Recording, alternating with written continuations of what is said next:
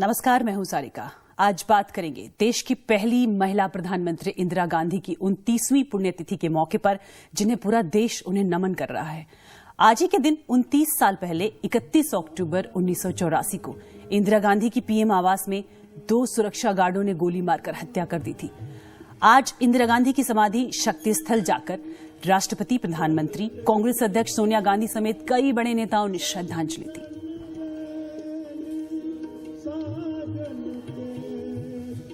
तो 31 अक्टूबर 1984 ये वो दिन है जब दुनिया के नक्शे पर भारत को ताकतवर देश की शक्ल में स्थापित करने वाली शक्तिशाली महिला को देश ने खो दिया था। जी हां, हम बात कर रहे हैं देश की पहली महिला प्रधानमंत्री इंदिरा गांधी की, जिनकी आज 29वीं पुण्यतिथि है। अपने शासनकाल में इंदिरा ने हजारों अच्छे बुरे फैसले लिए, लेकिन उनकी जिंदगी के एक बुरे फैसले ने उनके खात्मे की इबारत लिख दी। ऑपरेशन ब्लू स्टार से नाराज इंदिरा के अपने सुरक्षा गार्ड्स ने उनकी जान ले ली।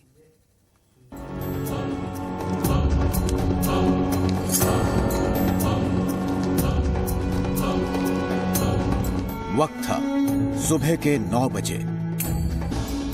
इंदिरा बगल के बंगले में एक टीवी इंटरव्यू देने की तैयारी कर रही थी, लेकिन देरी हो रही थी।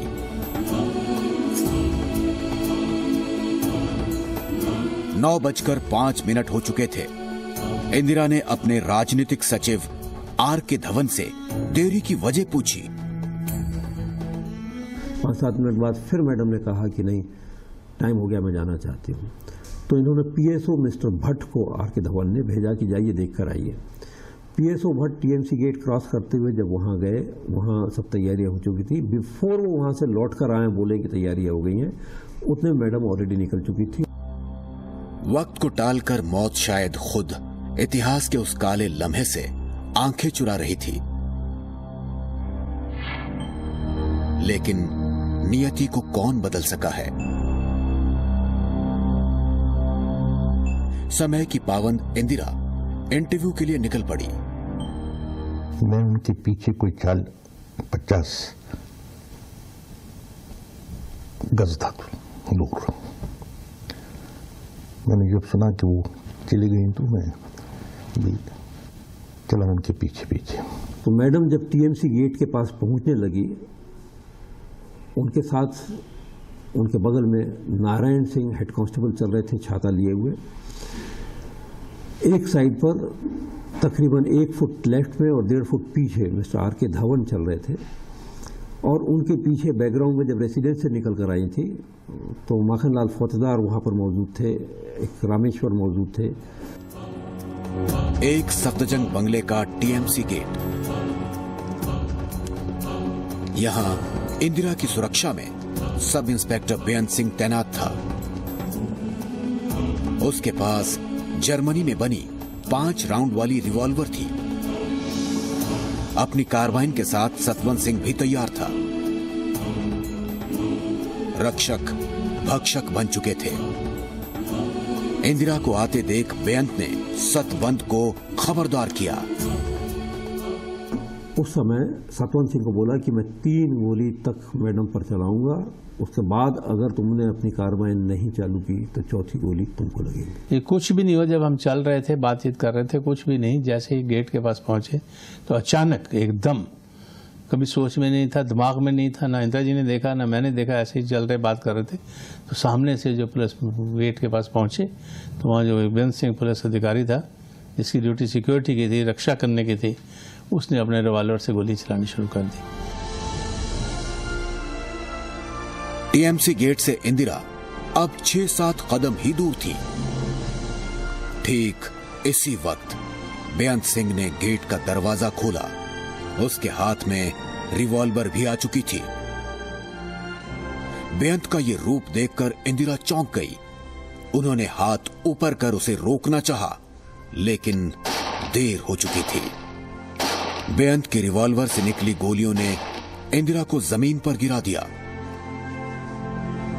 ठीक इसी वक्त सतवंत सिंह ने सामने आकर अपनी कार्बाइन का मुंह खोल दिया।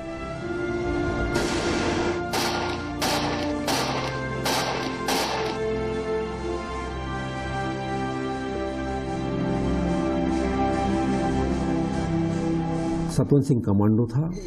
उसका रिकॉर्ड था कि वो 25 गज दूर से 1 इंच के टारगेट के अंदर से पूरी कार्बाइन खाली कर सकता था। तो सब गोलियां उसने मिड रिफ्ट में मैडम की मारी और मैडम के गिरते से हड़कंप सा मच गया। बेअंत सिंह पुलिस अधिकारी था जिसकी ड्यूटी सिक्योरिटी की थी, रक्षा करने की थी। उसने अपने रिवॉल्वर से गोली चलानी शुरू कर दी और जिससे क्या हुआ कि इंदिरा जी वहाँ पर गोली लगने से 5 गोलियां उन्होंने चलाई।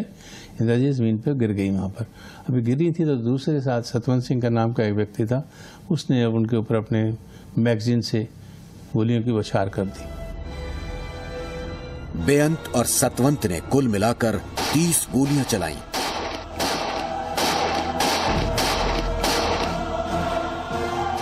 पोस्टमार्टम रिपोर्ट के मुताबिक 19 गोलियां इंदिरा गांधी को लगी जो उनके लिए जानलेवा साबित हुई। इंदिरा पर जानलेवा हमले के बाद एक सफदरजंग के बंगले में चीख पुकार मच गई।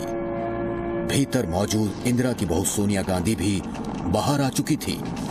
एम्बुलेंस पीछे थी, लिहाजा वहीं मौजूद एक एम्बेसडर कार को लाया गया और इंदिरा को फौरन ऑल इंडिया आयुर्विज्ञान संस्थान ले जाया गया।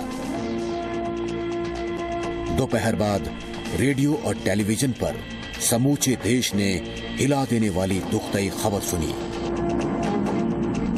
प्रधानमंत्री इंदिरा गांधी नहीं रही।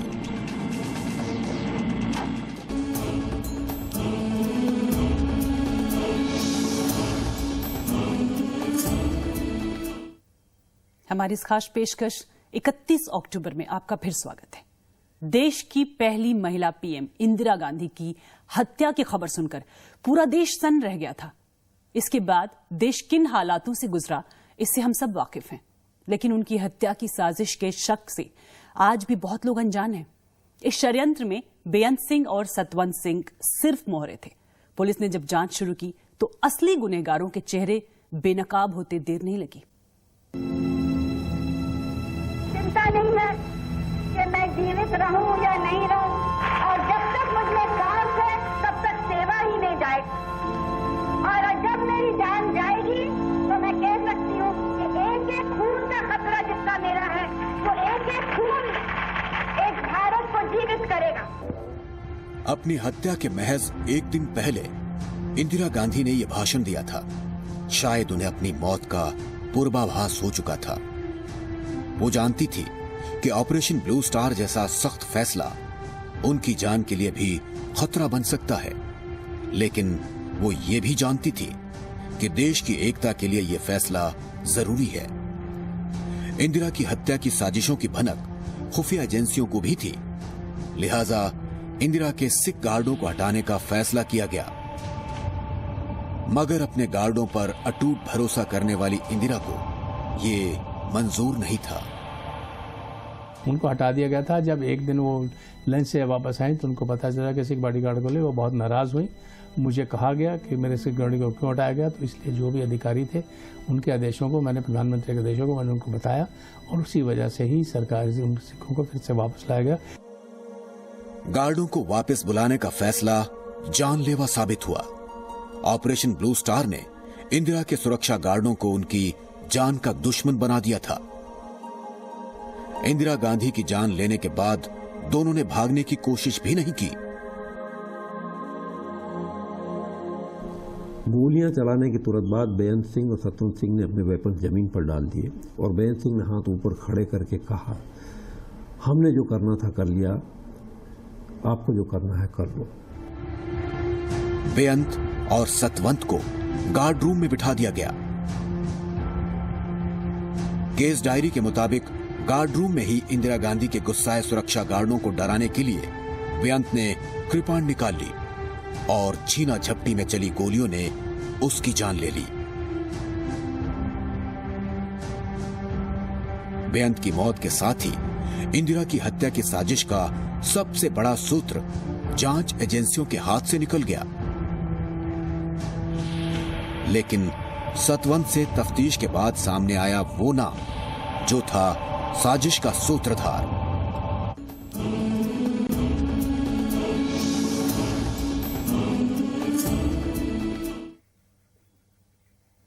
इंदिरा गांधी की 29वीं पुण्यतिथि पर हमारी खास पेशकश 31 अक्टूबर में आपका फिर स्वागत है। इंदिरा गांधी हत्याकांड में हाईकोर्ट ने केहर सिंह और सतवंत सिंह को सजाए मौत और बलबीर सिंह को उम्र कैद की सजा सुनाई। बाद में सुप्रीम कोर्ट ने बलबीर सिंह को आरोपों से मुक्त कर दिया। एक नजर में इंदिरा की हत्या की साजिश ऑपरेशन ब्लू स्टार के बदले की साजिश नजर आती है, लेकिन हत्याकांड की साजिश की जांच में बार बार यही इशारा किया कि ये साजिश उतनी सीधी नहीं थी जितनी दिखाई पड़ती है। Operation blue star.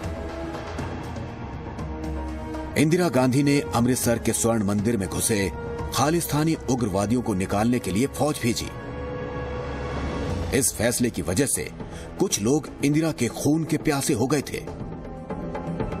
ऐसे ही कुछ नाम तब सामने आए जब इंदिरा हत्याकांड की साजिश की जांच शुरू हुई।